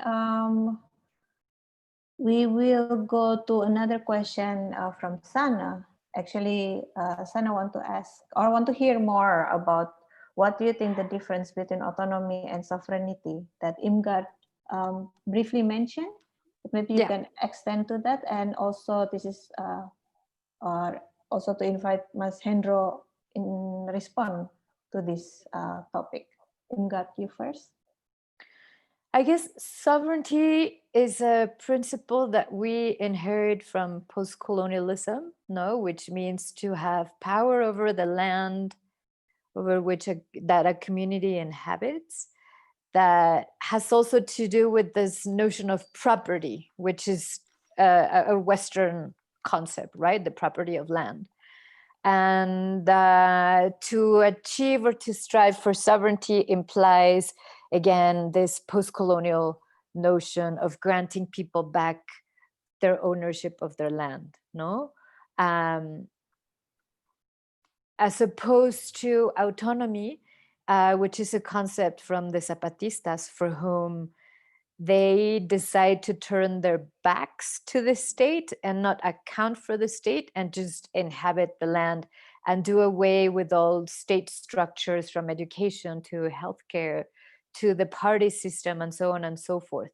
but also this notion of autonomy means or encompasses subsistence and being autonomous in granting themselves the continuation or the means to reproduce life by themselves, which is agriculture, but also relationships of interdependency in a community in which everybody works to survive together. No, yeah, that's what I would say is the difference. And for the Mexican context, autonomy is more helpful right now, especially because I think it's very dangerous right now to declare war to the state or to demand that the state give up a chunk of its own sovereignty, right?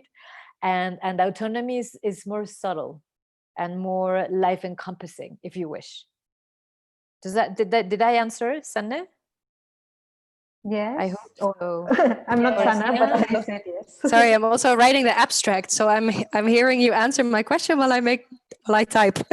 Thank you so much for answering. Okay. Yes. And Masendro, Okay. you want to respond to this? Yeah, I take different angle of your question, Sani. You know, people used to juxtapose, you know, for example, food sovereignty discussions, you know, and food security and all that. I mean, this is actually there's this, you know, concealed deeper ideological, you know, fight underneath. But in my way of thinking, I think to be able to talk about being sovereign, actually, you need to be able to behave and work autonomously, right? And just check our reality, you know, daily reality. It's very little autonomy that we have now. I mean, even if you think you can roam, you know, far and wide with the internet and all this, and you know, you have to deal with the algorithmic factories and with buzzers, you know, with all these things, and so a little autonomy is really key, actually, to try to think clearly about how to move forward. And I'll give you just probably two examples. You can only talk about sovereignty if you actually can develop the kind of mode of life that's you know, being able to develop an intrinsic life reproductions, meaning actually you need very little import of water, food, you know, what have you, you know, critical informations to stay alive and all that. But also you have to be able to be socially independent, yeah, not under economic colonialisms, life-based occupations. If you look at all the you know, places, you know, nooks and crannies in the archipelago, or in you know, the Mekong, or in India, for example, at the moment, that's really suffering from the worst slum, 23%. You know, we all under life-based occupations, you know, so there's an Occupy movement by the markets, actually. A friend of mine, Nick Helgert, actually, you know, give it name market Stalinism, even, you know, I mean, because of it's very, very brutal, you know, you will never see things like this. And the factory is exactly the corridors that, you know, you see crisscrossing our regions. But also, there's one thing that actually relates to sovereignty. There is the social, meaning cultural, political, oppression or discrimination. So in the very pungent era of Black Lives Matter, for example, things like this, like the community schools in Canada or in Australia in the past, you know, the lost generation. So that it's really, we really have to have the courage actually to see and so decolonize our language from it. But there's a second side to sovereignty, that is reciprocity. That's I follow a series of workshop on extractivisms from the feminist ecological point of view, people in New Zealand, for example, just a few weeks ago, and they mentioned a lot about this reciprocity as the sort of completely different idea and the opposite of extractivisms. So here you have to talk about, if you read, for example, Bakhtin, so you have to have the imaginations of Bakhtinian carnivalesque dialogue. So it's not just dialogue, but also polylogue and all that. And so where you can actually operate in a holarchic way, not hierarchic, but because once you deal, even in your own organizations, small NGO, for example, but when you develop this kind of hierarchic control over processes, because of the mandates from then you start developing the opposite of sovereignty. And a friend of mine, Aleta Baun, for example, declared openly that she will only consume what she can plant, what she can grow. That actually is part of what it means to be sovereign.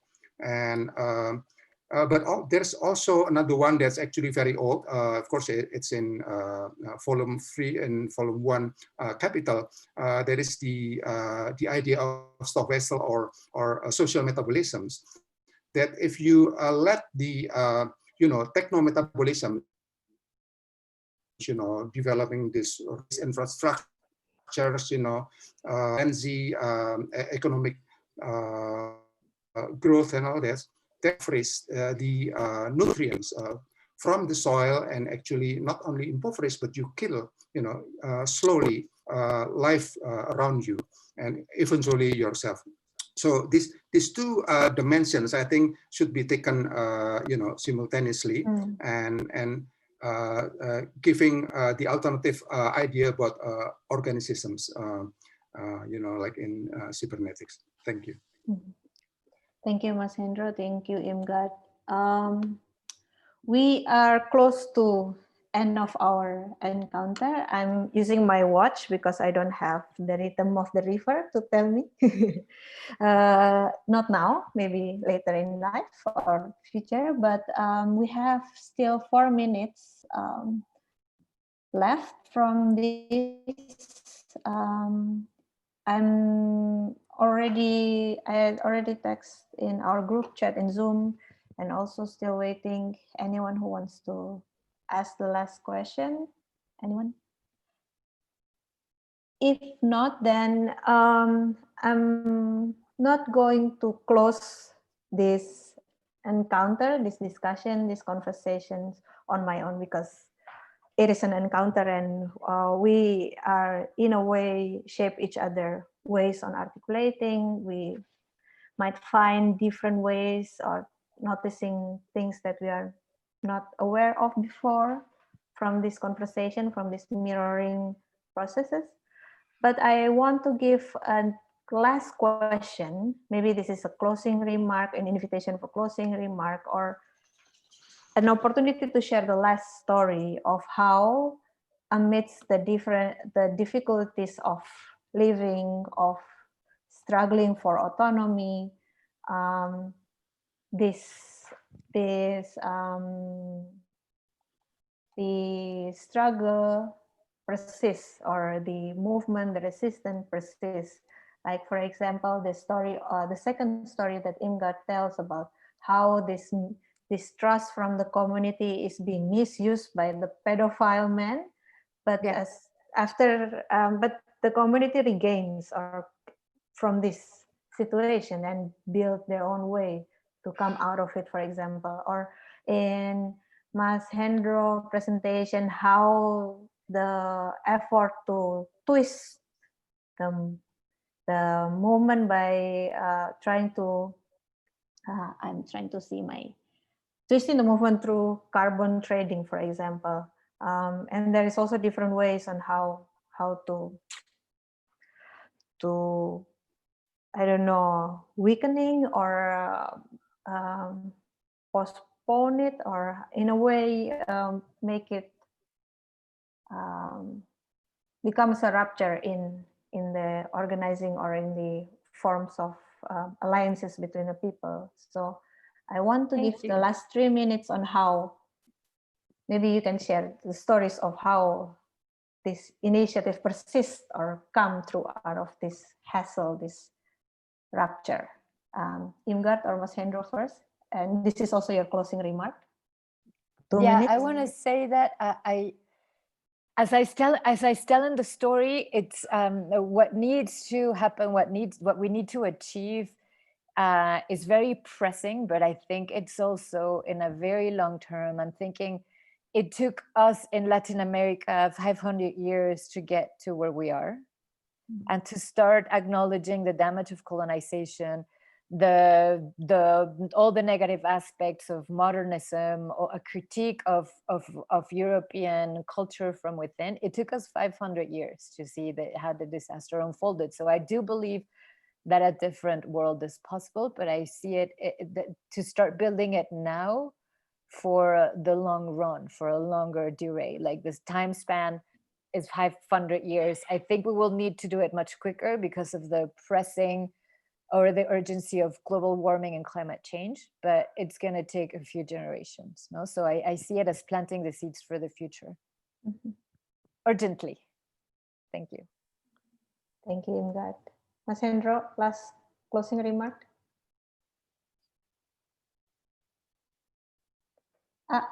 Mas Hendro, you're still muted. One of the most difficult challenges that we faced over the past 13 years or so of SDE is actually how to start communicate with completely different, ideas about speaking, about sensing, about language, and that's just the beginning. But also how to communicate in this, chopped off social relations. Oh, you're from this institutions. Oh, I'm a professor in university, and all this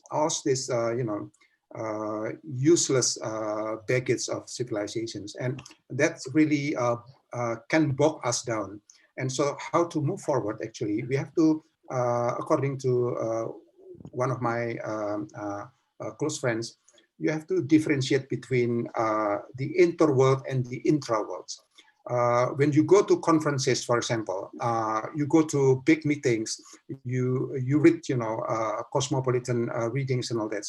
You deal with the words of the interworld. You have to translate things as if translations is a technical things. But if you go deeper on the ground and talk to ordinary people and all that, you are in an intra-world that no translation is technical, it's all political. And so meaning can only comes after the fight and the dialogue, not readily available from dictionaries and all that.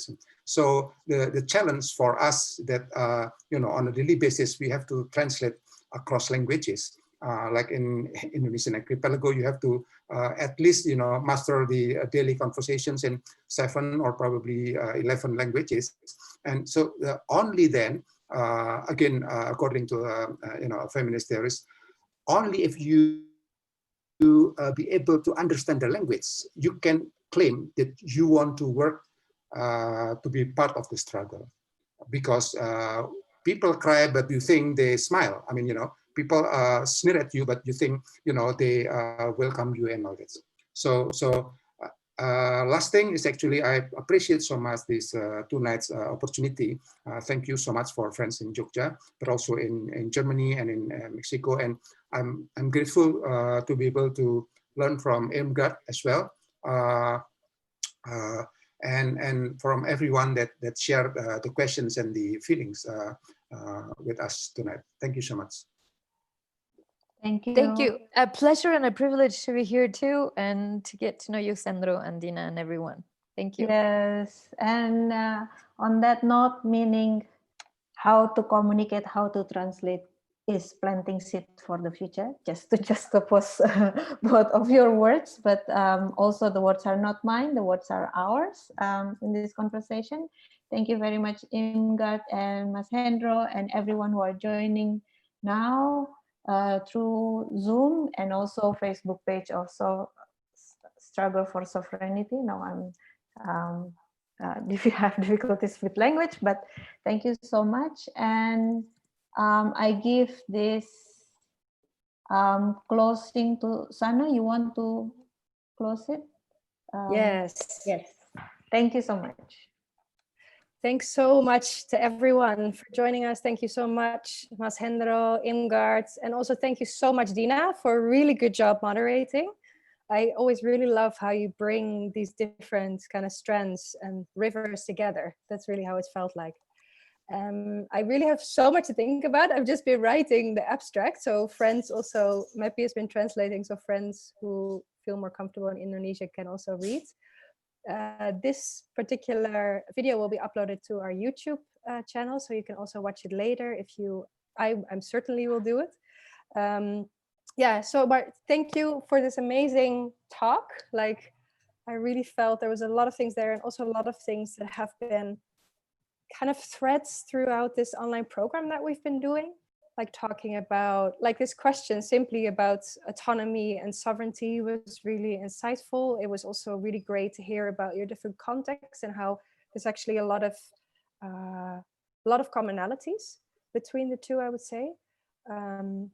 Also particularly because a lot of things that are happening are global processes, but they have a very particular, of course, local character. And then maybe to end, I would like to share next week's events. There's a bit of promotion at the end. I should have a jingle by now, I feel. So on Tuesday from 4 till 6 Indonesian time. So that's 11.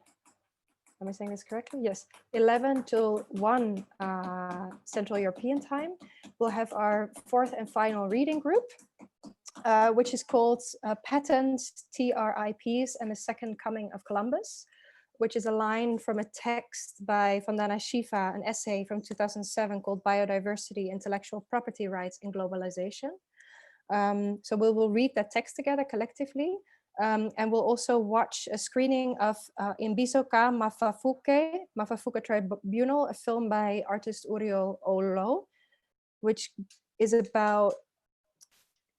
set at the edge of a nature reserve in Johannesburg in South Africa, and kind of creates this fictional, it's not really fictional, maybe experimental documentary setting in which different people and communities come together to discuss kind of biopiracy, bioprospecting in relation to big pharmaceutical companies who come there to patent basically different seeds and medicinal plants for for financial profit basically, and also extracting indigenous knowledge.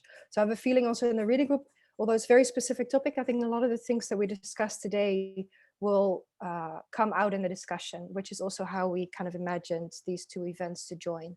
So if you are able to, we just posted the flyer on our Instagram accounts on struggles.for.sovereignty, or maybe we should change our name to Struggles for Autonomy, also possible. Yeah, maybe that's it for now. Thanks so much again, Hendro, Irmgard. Thank you. Thanks so much for every friends, like from all of the places, from Indonesia, from Singapore, from the Netherlands, from everywhere to join us today. Maybe everybody who feels comfortable can come on Skype for a bit, on the camera, on Skype. Oh my God, this is my idea of this, because I Skype with my family. That's how to come on the camera to say hi, so we can say bye to each other whilst looking at each other's faces. Thank you so much again for everything. Okay. Bye. Thank you, Sana. Bye. Terima kasih banyak. Bye. Hey, Andrew. Hey, Wing. Hey, Pana.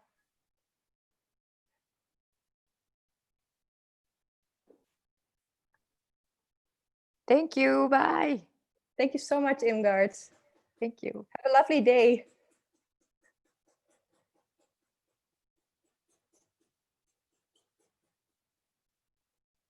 So we are all leaving? Yeah, mati aja ya. Yeah. Close it. Close it.